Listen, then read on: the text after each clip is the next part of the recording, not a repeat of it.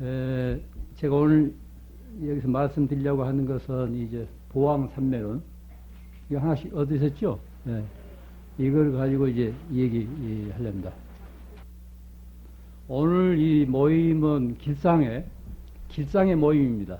제가 이제 길상회라고 해서 파리 길상사를 만든 그 후원단체인데 거기 제가 1년에 6차례 법회를 가서 이제 나팔을 불어준 인연으로 해서 오늘 또 11월 달 모임이기 때문에 제가 이제 출연했습니다.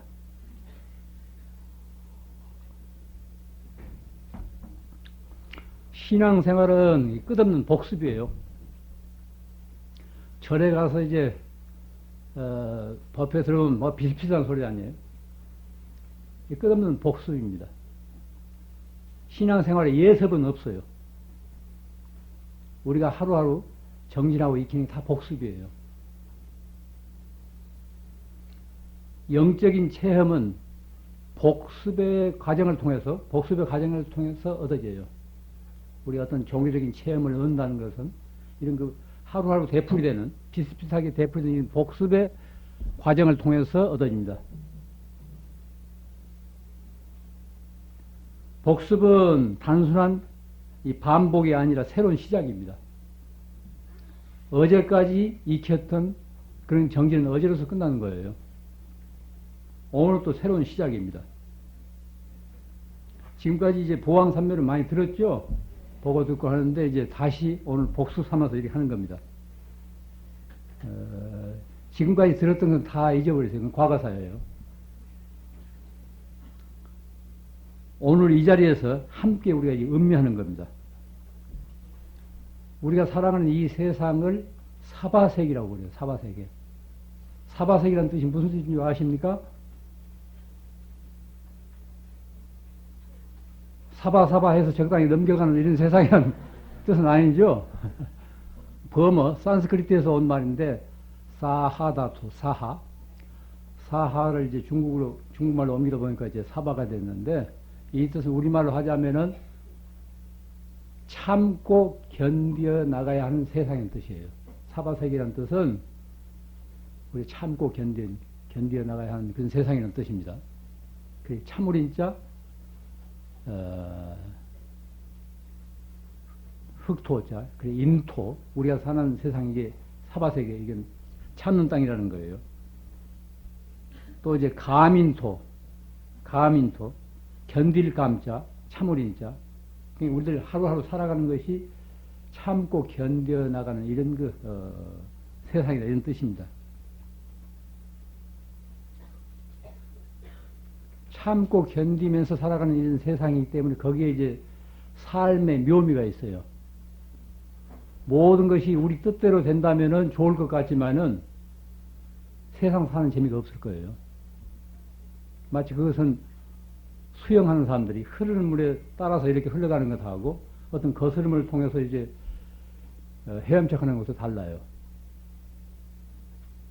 여기서 이제 보왕산매론에서 이 얘기하고 있는 것은 이런 사바세계를 살아가면서 우리가 어떤 마음가짐을 가지고 살아야 될 것인가를 옛 선사들이 그렇게 교훈으로서 얘기해 놓은 겁니다. 말하자면 어떤 생활의 지혜예요. 또 순경계가 아니고 엿경계, 거스름 속에서, 삶의 어떤 거스름 속에서 이제 터득하는 그런 생활의 지혜, 또 자기 관리에 대한 일종의 처세라고 이렇게 말할 수 있습니다.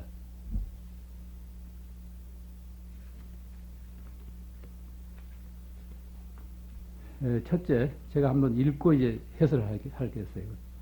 펼쳐보세요. 1. 몸에 병 없기를 바라지 말라. 몸에 병이 없으면 탐욕이 생기기 쉽다.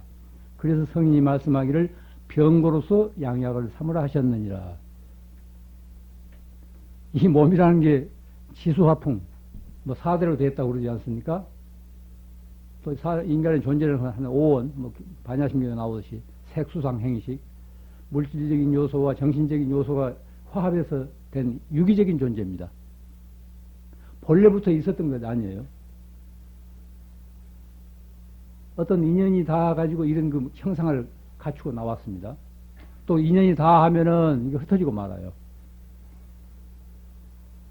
그렇기 때문에 이 몸 자체가 무상한 거예요. 늘 변하는 겁니다. 고정되어 있지 않습니다. 생로병사하지 않아요. 생로병사 한다고. 저를 이제 오랜만에 본 신도나 스님들은 아이고 스님도 많이 이제 늙었다고 그래요. 죽이라고 해서 안 늙을 재간이 있어요? 부처님도 이제 생로병사 하는데 그건 우주 질서예요. 그러나 영혼에는 생로병사가 없다고 그러잖아요. 거죽은 생로병사 하지만은 알맹이는 생도 없고 노도 없고 병도 없고 사도 없다는 거예요. 그런데 여기서는 우리 일상적인 우리를 가지고 얘기하는 겁니다. 몸에 어떻게 병이 없을 수 있어요? 유기체인데 탈이 나는 거죠. 죽을 병이 아니라면 병을 앓을 때 신음만 하지 말고 그 병의 의미를 터득하라는 거예요. 어떤 평소에 건강했을 때 생각해 보지 못했던 일들을 앓을 때 한번 생각해 보라는 겁니다. 이웃에게 고마움도 그때 느껴야 되고 또 내가 하루하루를 어떻게 살아왔는가, 내 인생을 어떻게 살아왔는가, 내 인간관계가 어떠했던가, 나는 직장에서 얼마만치 성실하게 살아왔던가 하는 것을 스스로 자기 성찰할 수 있는 그런 계기를 삼으라는 거예요. 병고 자체를 죽을 병이 아니라면은 죽을 병이 들었으면 죽는 거고, 죽을 병이 아니라면은 그 병을 통해서 새로운 눈을 뜰 수 있어야 한다는 거예요. 좋은 약을 삼으라는 거예요. 사람의 몸은 이건 허망한 유기체입니다. 지금 우리가 이 자리에서 이렇게 같이 모여 있지만은 이 다음 순간 또 어떻게 될지 몰라요. 또 어떻게 어디서 이 다음에 무엇이 되어서 또 어디서 만날지 모릅니다. 예측할 수 없는 그런 존재입니다. 본래 그런 거예요. 그렇기 때문에 이 몸 가지고 늘 건강하기를 바라지 말라는 거예요. 이 말은 무슨 소린가 하면 건강했을 때 나에게 건강이 주어져 있을 때 잘 살라는 거예요. 허송세월 하지 말라는 겁니다. 인생을 무가치한 데 쏟아버리지 말라는 거예요. 육신의 병은 약으로서 다스릴 수 있어요. 그런데 정신적인 병은 약으로서 다스리지 않습니다.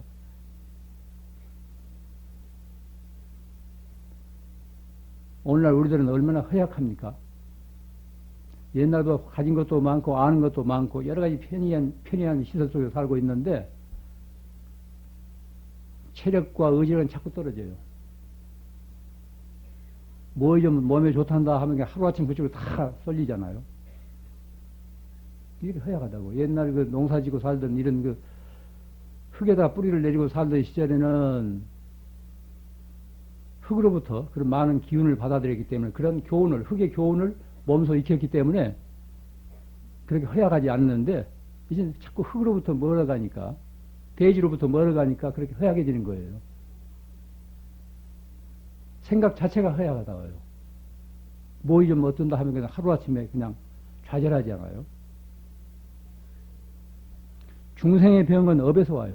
뭐 부처님 말씀에 나오듯이 중생의 병은 업에서 나옵니다. 업이란 뭡니까? 하루하루 순간순간 익히는 생활 양식이에요. 생각이라든가 먹는 음식이라든가 생활 습관 이것이 건강에도 만들고 병도 만듭니다. 중생의 병은 업에서 나와요.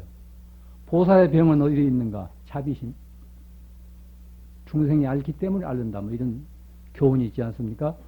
유마경에. 어머니들은 자식이 앓을 때 같이 앓잖아요. 정상적인 어머니 경우입니다. 자식이 밤새 이제 잠을 못 자고 앓을 때 같이 앓는 거예요. 그게 어머니예요. 생명의 뿌리니까. 그런데 자식이 앓고 있는데도 한쪽에서 쿨쿨 자고 이제 모른 체 한다는 건 어머니가 아니에요. 가짜예요.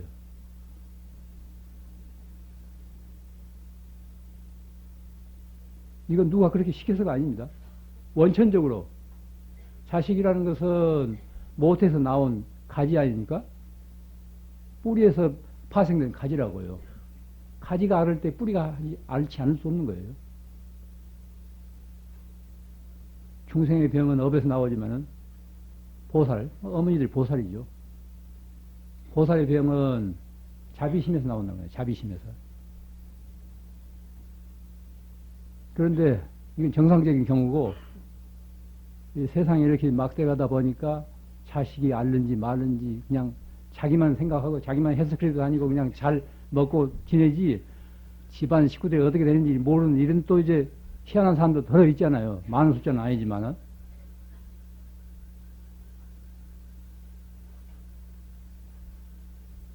모든 게 선지식이에요. 우리 앞에는 배우려고 하는 사람에게는 모든 게 선지식입니다. 우리 둘레에 있는 사람들이 모두 선지식이에요. 좋은 일은 좋은 일대로, 언짢은 일은 언짢은 대로 우리에게 어떤 삶의 교훈을 주고 있어요. 좋은 일 같으면 우리가 본받아야 되겠지만 좋은 일 안 할 때는 본받을 필요가 없는 거죠. 몸에 병 없기를 바라지 마라. 몸에 병이 없으면 탐욕이 생기기 쉽다. 띠릭띠릭 살만 자라서 탐욕이 생기기 쉽다는 거예요. 그래서 성인이 말씀하기를 병으로서 양약을 삼으라 하셨느니라. 다시 말하면 어떤 역경계, 순경계가 아니고 역경계에서 그걸 어떻게 우리가 극복할 것인가 하는 그런 게 처세 훈입니다. 둘째, 세상살이에 곤란 없기를 바라지 말라. 세상살이에 곤란이 없으면 제 잘난 체 하는 마음과 사치한 마음이 일어난다. 그래서 성인이 말씀하기를 근심과 곤란으로서 세상을 살아가라 하셨느니라. 이게 이제 이 세상을 고해라고 그러잖아요. 고해라고. 또 사바색이라는 말도 이제 그런 뜻이에요. 우리가 이 어려운 세상, 고해, 사바색을 살아가면서 모든 일이 순조롭게 풀리기만을 바랄 수가 없습니다. 다 어려운 일이 다 쌓여 있는 거죠. 곤란. 또 어떤 집안 하더라도 다 밝은 면도 있고 어두운 면도 있습니다. 어떤 개인의 인생도 그렇고 세상살이에 곤란 없게 되면은 사람들이 넘치게 돼요. 잘난 채, 제가 잘나서 그런 줄 알고 다 이제 뻐긴다고 남의 어려운 사정을 모르게 됩니다. 마음이 또 사치해진다고요. 그러니까 근심과 곤란으로서 세상을 살아가는 거죠. 자신의 이제 근심과 걱정을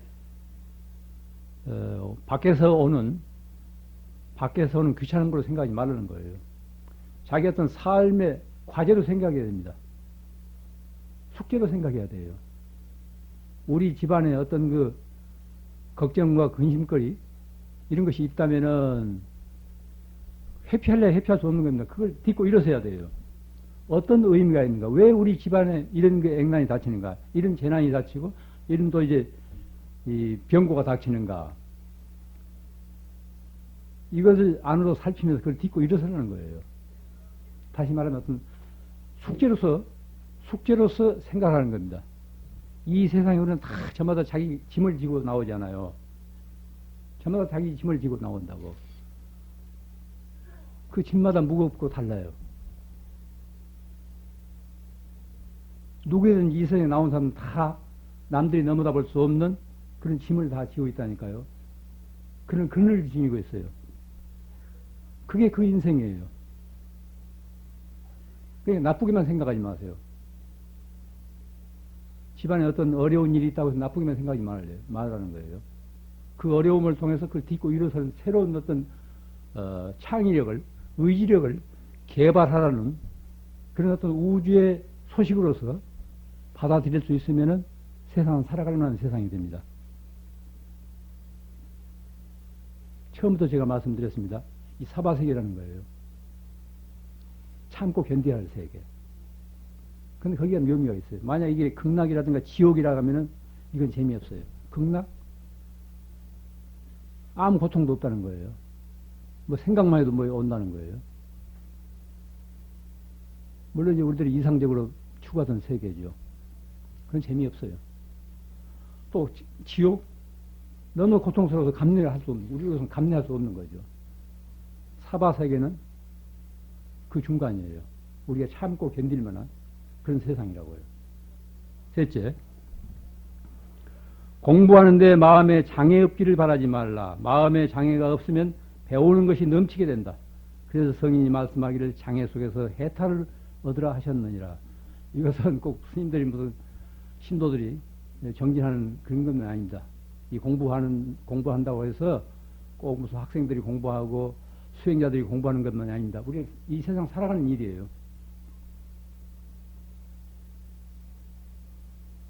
장애 없는 세상이 어디 있습니까? 다 장애가 있다고요. 좋아서 뭐 사랑한다 해도 거기 장애가 있잖아요. 뭐 삼각이지 사각이 해가지고 다 장애물이 있다니까요.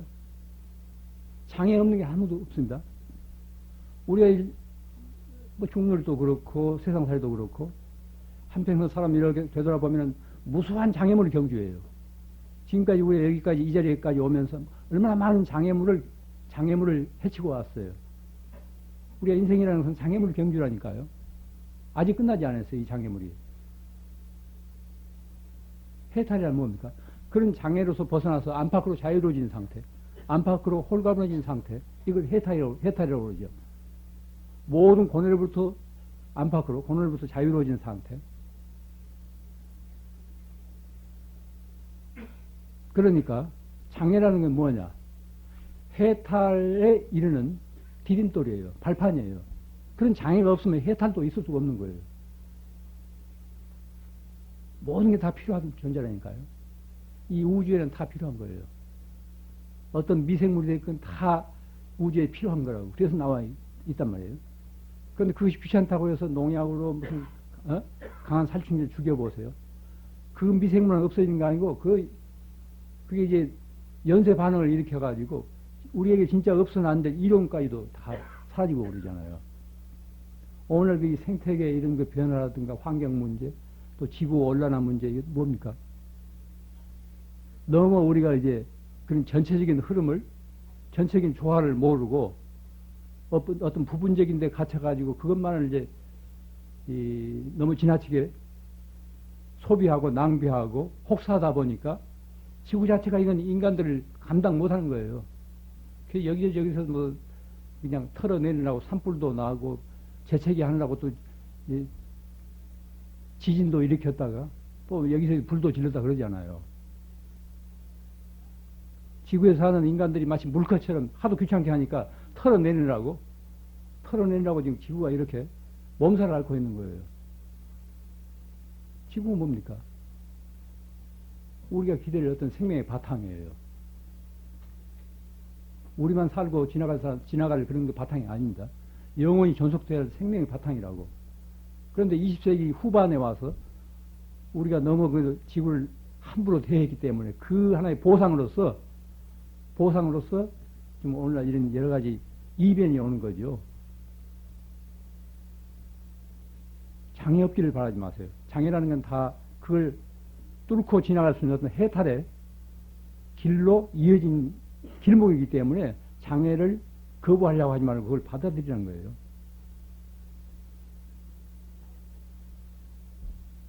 번뇌를 보리로 전환하고 생사를 열반으로 전환하고 고뇌를 기쁨으로 전환하고 그렇게 하라는 거예요. 장애 속에서 해탈을 얻으라는 거예요. 장애 없이는 해탈이 안 됩니다. 넷째, 수행하는데 마아 없기를 바라지 말라. 뭐 비슷비슷한 소리인데 수행하는데 마아 없기를 바라지 말라. 수행하는데 마아가 없으면 서원이 굳건해지지 못한다. 그래서 성인이 말씀하기를 모든 마군으로서 수행을 도와주는 벗을 삼으라 하셨느니라. 마아란 뭡니까? 나쁜 거예요. 내가 조용히 좀 잠잠하게 정진하고 싶은데 늘 졸음이 온다거나 또 공연히 어떤 망상이 끈다거나 이거 다 이제 마이죠. 또 호사다마 좋은 일은 또 이제 마가 낀다고요. 또 도고마성 도가 높을수록 마가 성한대요. 이것도 그래요. 어떤 의미에서 우리들 어떤 그릇을 키우는 어떤 기량을 키우는 그런 소식으로 우리가 받아들여야 됩니다. 우리가 무슨 좋은 일을 하려고 하는데 반드시 방해물이 생긴다고 장애물이 생겨요. 그걸 회피해서는 안 됩니다. 회피할 수도 없는 거고. 그걸 딛고 일어섬으로 해서, 극복함으로 해서 새로운 기량, 새로운 의의력, 내가 지금까지 갖추지 못한 새로운 그릇이 마련되는 거예요. 집에서 그래요. 무슨 사업하려고 하는데 무슨 뭐 부도 직전에 뭐 어려운 일이 닥친다거나, 또 이제 무슨 혼사를 받아놨는데 또 이제 엉뚱한 무슨 다른 무슨 그 장애가 생긴다거나, 누구나 이 사바세계에 있을 수 있는 일이라니까요. 그것을 겉으로만 밀어내려고 하지 말고 안으로 곰곰이 받아들이라는 거예요. 안에서 사귀라는 거예요. 어떤 거기서 의미 부여하라는 겁니다. 이건 단순한 관념 유의가 아닙니다. 이거 소극적인 삶의 태도가 아니에요. 이건 삶의 지혜예요. 우리가 이 풍진 세상을 살아가면서 다 이제 어렵게 사는데, 어려움이 닥칠 때 그것을 어떻게 극복해야 될 것인가 할 때 이런 그 옛 성인들의 말씀을 의지해가지고 그렇게 딛고 일어설 수 있어야 된다는 겁니다. 수행하는데 마 없기를 바라지 말라. 수행하는데 마가 없으면 서원이 굳건해지지 못하는 서원. 다 저마다 서원이 있잖아요. 다 이제 자기가 마음속으로 이제 서원이 있다고. 뭐 소원도 좋고 서원도 좋고. 꼭 수도 세계만이 아닙니다. 우리가 사업하는 데도 그러죠. 내가 어떤 기업을 경영하는데도 내 나름으로 어떤 소원이 있다고. 이 기업을 내가 이제 키워가지고 어떻게 살아야지, 어떻게 기여를 해야 되겠다. 이런 다 서원들이 있다고요. 그런데 어떤 장애가 없이 모든 일이 순조롭게 되게 되면 그런 서원이, 언제 내가 그런 서원을 했는가 싶을 정도로 그냥 스스로 후퇴하고 만다는 거예요. 그렇기 때문에 모든 마음으로서 수행을 도와주는 벗을 삼으라. 이렇게 이제 예성인은 말씀했다는 거예요. 다섯째, 일을 계획하되 쉽게 되기를 바라지 말라. 이 일이 쉽게 풀리면 뜻이 경솔해지기 쉽다. 그래서 성인이 말씀하기를 많은 세월을 두고 이 일을 성취하라 하셨느니라. 모든 일이 너무 쉽게 되면 안 좋아요. 쉽게 이루어지면 쉽게 무너져요. 공이 들어가야 됩니다. 공이 들어가야 된다고. 부실공사는 건 뭡니까? 뭐 성수세계뿐이 아니고 부실공사는 뭐예요? 너무 그냥 정당한 과정도 거치지 않고 쉽게 이루어지기 때문에 쉽게 무너진 거예요. 인생에도 마찬가지입니다. 우리 삶에도 마찬가지예요. 어려움이 있어야 돼요. 어려움이 없이 자라는 아이들, 이 다음에 어려운 일이 있으면 그건 극복을 못해요. 그건 또 아파트에 뛰어내린다고. 이게 고해라니까요. 이게 사바세계라니까요. 참고 견뎌야 할 세상이라니까. 그때 우리의 면역을 갖춰야 돼요. 이 풍진 세상을 살아가려면은. 이 일이 쉽게 되기를 원하지 마세요. 모든 게 차례가 있다고. 어떤 사계절, 하나의 씨앗이 땅속에 들어가서도 어떤 사계절 질서가 따라야 우미 트고 꽃이 피고 열매가 맺지 않아요. 너무 쉽게 풀리기를 원하지 마세요.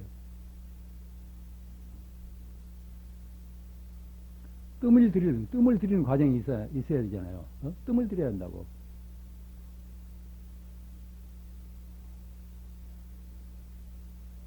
많은 세월을 두고 일을 성취하라. 오랜 세월을 두고 성취하라는 거예요. 그 많은 시간을 통해서 이제 그릇이 키워지고 기량이 키워지고 그런 도량을 감당할 만한 내 이제 자질을 갖추어지는 거예요. 아직은 내 기질이, 내 그릇이 그런 도량을 감당할 만한 그런 준비가 안 됐는데, 만약 거기에 이제 모든 일이 뜻대로 된다고 그냥 교만해진다고, 안해진다고. 여섯째, 친구를 사귀되 내가 이롭기를 바라지 말라. 내가 이롭고자 한다면 의리를 성하게 된다. 그래서 성인이 말씀하기를 순결로서 사귐을 깊게 하라 하셨느니라. 그래요. 친구를 사귀되 이롭기를 바라지 말라는 거예요. 친구란 뭡니까? 또 다른 나예요. 또 다른 내 자신이라고. 친구와 나를 딴 사람으로 보지 마세요. 또 다른 내 분신이라니까요. 그 친구를 보면 그 사람을 알 수 있다는 그거예요. 모든 인간관계가 다 그러듯이 믿음과 의리, 신이, 믿음과 의리, 이 신으로서 인간관계가 이루어져야 됩니다. 특히 친구지간은 그래야 돼요. 믿음과 의리가 없으면 친구가 아닙니다. 뭐 스승과 제자 사이도 마찬가지예요. 부부간도 마찬가지예요. 모든 인간관계는 그 믿음과 의리 하나 곁들인다면 거기에 예절도 들어가야 돼요. 친할 속에 예절이 갖춰져야 돼요. 예절은 뭡니까? 사람의 도리죠. 사람의 품이고, 예절이 생략되어가는 이런 그 시대에 우리가 살고 있는데, 그러니까 막대지죠. 좋은 인간관계 반드시 예절과 신의가 이루어져야 돼요. 믿음과 의리로 이루어져야 됩니다. 친구? 내 부름에 대한 응답이에요. 그러니까 그 친구를 보면 그 사람을 알 수 있다는 거예요. 유유상종, 끼리끼리 어울리잖아요. 친구 시간에 어떤 그 친구를 수단으로서 돈벌이 수단이라든가 어떤 자기 출세하는데 발판으로서 삼지 말라는 거예요. 순결로서 사귐을 순수한 그리고 순결로서 사귐을 깊게 하라는 거예요. 인간관계를 두텁게 하라는 거예요. 우리가 이제 인생에서 살 만큼 살면 무엇이 남습니까? 무엇이 남아요? 남는 게 아무것도 없어요. 관계만 남습니다. 내가 잘 사는 인생에는 좋은 관계가 남고, 내가 잘못 산 관계라면은, 잘못 산 인생에는 언짢은 관계만 잔뜩 남는 거예요. 관계를 통해서, 이웃을 통해서, 친구를 통해서 우리가 거듭거듭 어떤 인간 형성의 길로 나아가야 됩니다. 친구는 고마운 존재예요. 왜냐하면 나를 그렇게 일깨우니까, 나를 풍요롭게 만드니까, 나를 깨우쳐주니까, 기쁨과 고통을 함께 나누어 갔기 때문에. 친구를 사귀되 이롭기를 바라지 말라. 내가 이롭고자 한다면 의리를 행하게 된다. 그래서 성인이 말씀하기를 순결로서 사귐을 깊게 하라 하셨느니라. 7째, 남이 내 뜻대로 순종해 주기를 바라지 마라. 남이 내 뜻대로 순종해 주면 마음이 스스로 교만해진다. 그래서 성인이 말씀하기를 내 뜻에 맞지 않는 사람들로 무리를 이루라 하셨느니라. 아주 아주 묘미가 있는 말이에요. 내 뜻에 맞지 않는 사람들로 무리를 이루라는 거예요. 이게 뜻 맞는 사람들끼리 살아야 되는데, 뜻 맞지 않는 사람들끼리 이게 어울리라는 게 이게 상당히 갸웃갸웃해지는데, 한 가정을 두고도 생각해 보세요. 가정에 아무 탈이 없는 진짜 화합하고 화목하고 이런 과정이 일상에 들어 있겠죠. 많지는 않아요. 다 거기 갈등이 있다고. 집안에 모든 효자만 있다면 좋을 것 같지만 그 집안 재미없어요. 인생을 모른다고. 불효도 있기 때문에 효가 문제가 되는 거예요. 불효자가 있기 때문에 효의 값을 알게 되는 거예요. 담을 쌓는데 똑같은 돌은 필요 없습니다. 큰 돌, 작은 돌, 납작한 돌, 모난 돌 다 필요하잖아요. 우리 이 조직사회, 이 사회, 이 세상도 마찬가지예요. 저마다 자기 독특한 개성을 지닌 사람들이 같이 어울려 사는 거예요. 문제는 전체적인 조화를 이루도록 서로가 노력을 하면 돼요. 조화가 깨뜨리면 그건 병든 상태이기 때문에 안 되는 거고, 자기 개성을 마음껏 발휘해서 전체적인 조화를 이룰 수 있으면 되는 겁니다. 부모들이 해야 할 일은 그거예요. 아유, 큰 놈은 이런데 작은 놈은 이렇더라. 비교하지 마세요. 비교 얼마나 기분 나빠. 자기 자신은 어떤데? 마찬가지지. 정말 자기 특성이 있기 때문에 특성을 살려줘야 된다니까요. 특성을 살려줘야 돼요. 다 한 몫을 할 수 있도록 그렇게 받쳐주세요. 어디를 내놓든지 사람으로서, 아무리 집 아들로서, 아무리 집 딸로서 한 몫을 하면 된다니까요. 인간으로서. 또 갖기를 바라지 마세요. 모두가 우등생? 말도 아니지. 우등생 아닌 사람이 있기 때문에 우등생이지. 8째, 공덕을 베풀 때는 과보를 바라지 말라. 과보를 바라게 되면 불순한 생각이 옮튼다. 그래서 성인이 말씀하기를 덕 베푼 것을 헌신처럼 버리라 하셨느니라. 공덕을 베풀 때는 과보를 바라지 말라. 공덕, 공과 덕행이죠. 공적과 덕행을 한마디로 선행이에요. 공덕은 선행이 착한 행위예요. 선행을 베풀 때는 과보를 바라지 말라는, 결과를 바라지 말라는 거예요. 그걸 과보를 바란다는 것은 공적인 생각이든 그건 장사 속이에요. 신앙생활은 공의성을 배제해야 됩니다. 이 계약이 아니에요. 기도할 때, 요즘 또 수능 시험이 있어가지고 똥줄 나가본 사람들, 엄마들 있죠? 결과에 집착하지 말라니까요. 그 나름에 다 의미가 있기 때문에 합격이 됐건 불합격이 됐건 좋은 점수가 나오건 덜 나오건 간에 결과에 집착하지 말고 그게 최선을 다할 뿐이에요. 내가 안 할 수 없으니까 간절한 마음에서 기도하지 않았으면 그게 할 뿐이지 따로 무슨 결과 가지고 따지지 말라니까요. 아이고 어떤 절 부처님이 영험도 없더라. 애석이 뭘 했는데 아무 이게 뭐 보답도 없더라 말이지. 또 어디 가니까 돌부처럼 명함이 있어가지고 가게에서 얘기만 뭐 하면 그냥 뭐 맥곱으로 이제 보답이 있다 이런 소리 하는 그건 정법이 아닙니다. 기도란 뭐예요? 내가 간절히 그렇게 하고 싶었으니 그렇게 할 뿐이에요. 결과를 바라지 말라는 거예요. 내가 간절한 마음에서 하면 또 간절한 메아리가 있게 마련이에요. 그게 우주 질서입니다. 공덕을 베풀 때는 과보를 바라지 말라. 과보를 바라게 되면 불순한 생각이 옮든다. 그래서 성인이 말씀하기를 덕 베푼 것을 헌신처럼 버리라 하셨느니라. 아홉째, 이익을 분에 넘치게 바라지 마라. 이익이 분에 넘치면 어리석은 마음이 생기기 쉽다. 그래서 성인이 말씀하기를 적은 이익으로서 부자가 되라 하셨느니라. 그래서 소욕지족. 자기 분을 알아는 거예요. 이익을 분에 넘치게 바라지 말라는 거예요. 이익이 분에 넘치면 어리석은 마음이 생기기 쉽다. 그래서 성인이 말씀하기를 적은 이익으로서 부자가 되라 하셨느니라. 작은 것으로서 만족할 줄 알아야 한다는 겁니다. 행복의 비결은 결코 크고 많은 데 있지 않습니다.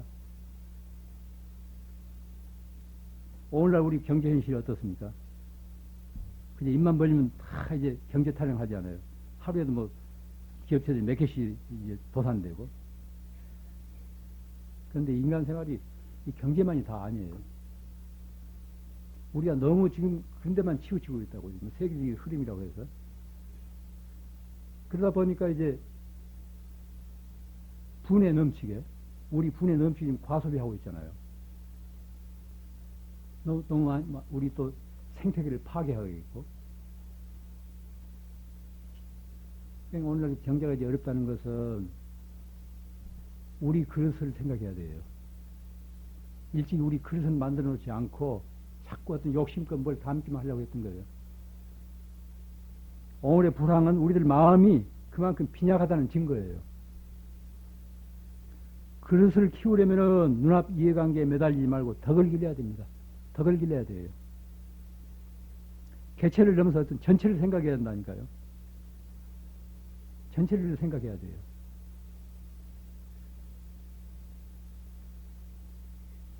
소욕지죠. 작은 것으로서 만족할 줄 알아야 한다는 거예요. 사람은 만족할 줄 알아야 돼요. 만족할 줄 알면은 잘 사는 거예요. 만족할 줄 모르면 늘 갈등 상태죠. 오늘날 우리들 무엇을 가지고도 만족할 줄 모른다니까요. 그렇게 돼 있어요. 무엇을 가지고도 만족할 줄 모른다고요. 늘 갈등 상태라고요. 작은 것을 가지고도 고마워하고 만족할 수 있어야 됩니다. 그래야 넉넉해져요. 열째, 억울함을 당할지라도 굳이 변명하려고 하지 말라. 억울함을 변명하다 보면 원망하는 마음을 돕게 된다. 그래서 성인이 말씀하기를 억울함을 당하는 것으로 수행의 문을 삼으라 하셨느니라. 그래서 뭐 사필규정이라는 뜻인데 모든 잘잘못은 반드시 바른 길로 돌아갑니다. 시간이 지나면 검고 흰 것이 저절로 다 드러나요. 진실은 감추려고 해도 이거 감춰지지 않습니다. 진실 자체가 표현을 찾아서 늘 드러나요. 마치 그 꽃향기처럼. 그렇기 때문에 굳이 변명하라고 하지 말라는 거예요. 변명하게 되면 거기서 또 이제 그 잡음이 또 원망하는 마음, 뭐 여러 가지 잡음이 또 생기기 때문에 굳이 변명하지 말라는 거예요. 다 이제 시간이 지나면 다 이제 드러난다는 거예요. 참고 견디면서 안으로 자기 자신을 살펴야 됩니다. 그러면서 인간의 어떤 무게를 길러야 돼요. 결론 삼아서 말씀드리죠. 결론이 나와 있어요. 이와 같이 막히는 데서 도리어 트이는 것이요. 그 힘을 구하는 것이 도리어 막히는 결과를 낳는다. 그러므로 부처님께서는 많은 장애 가운데서 바른 깨달음을 이루셨다. 요즘 세상에 도를 배우는 사람들이 먼저 역경에서 견뎌내지 못한다면 어떤 장애가 부딪힐 때 그것을 이겨낼 수 없다. 그래서 마침내는 법왕의 큰 보배까지도 잃게 될 것이니 어찌 슬픈 일이 아니겠는가. 뭐 법왕의 큰 보배는 우리 청정한 우리 자성이겠죠. 마음의 깊이 새겨 생활의 지혜로 삼아야 할 것이다.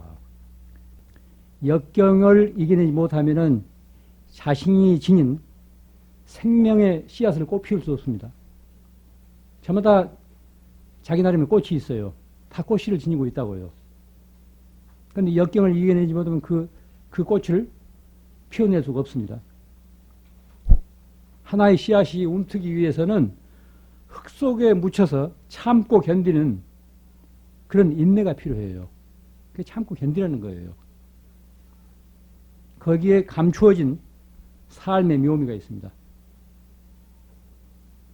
우리가 살아가는 이 세상이 이 사바세계라는 사실을 다시 한번 상기하기 바랍니다.